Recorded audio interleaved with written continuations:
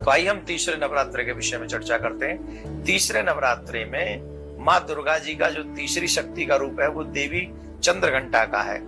इनके मस्तिष्क पर घंटे के आकार का अर्ध चंद्र विराजमान है, इसीलिए इन्हें चंद्रघंटा कहा जाता है। इनकी आराधना साधकों को चिरायु प्राप्त कराती है। आरोग्य मतलब चिरायु मतलब दीर्घ लंबे समय तक जीवन जीना। आरोग्य तुम्हारे जीवन को रोगों से, आज आप देखिए बहुत सारे लोग रोग से लड़ रहे हैं, जीवन तो जी रहे हैं पर तमाम रोगों के साथ जी रहे हैं। तो आरोग्य प्राप्त कराती हैं, सुख प्राप्त कराती हैं, संपन्नता प्रदान करती हैं और ऐसा मनुष्य धन धान्य से संपन्न भी होता है, इंटरनली उसको बल भी प्राप्त होता है। एक और अहम बात, धन मिल जाए, बल मिल जाए, उसके बाद विनम्रता मिल जाए, वो विनम्र भी होता है, तो विनम्रता भी वो प्रदान करती हैं। पुराने कथाओं के अनुसार राक्षस महिषासुर का वध करने के लिए माता का ये स्वरूप है। महिषासुर का वध करने के लिए जब माता पहुंची और उस समय उनके घंटे की ध्वन को सुनकर बड़े बड़े दैत्य राक्षस जो थे उनके मन में कोप, भय, इतना भय था कि कई लोग तो रण छोड़ छोड़ के भाग जाते थे। ऐसा भयानक वो घंटे की आवाज होती थी।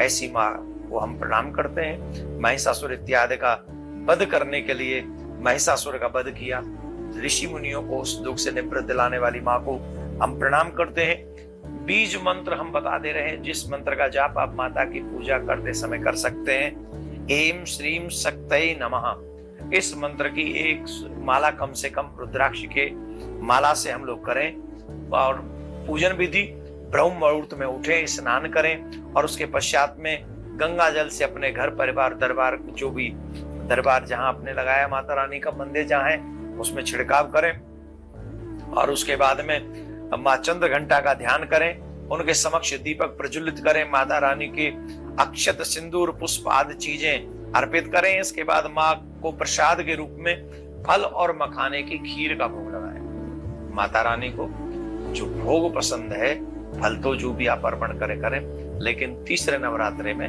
मखाने की खीर बनाकर माता रानी को अर्पित करें। माँ चंद्रघंटा की आरती करें और अंत में क्षमा याचना अवश्य मांग लें। मान्यताओं के अनुसार माता रानी को जो प्रिय रंग है वह है सफेद, तो माता रानी को सफेद पुष्प इत्यादि भी आप चढ़ाएं। माता चैत्र मास के नवरात्रि में इसीलिए कई लोग व्रत भी करते हैं, दोपहर में सो जाते हैं और देवी भागवत कथा भी हो रही है, इसी चैनल पे उसका प्रसारण भी हो रहा है। सोने की बजाय हमें कथा भी सुननी चाहिए। प्रॉब्लम यह है कि हम लोग व्रत तो करते हैं लेकिन नियम पालन नहीं करते।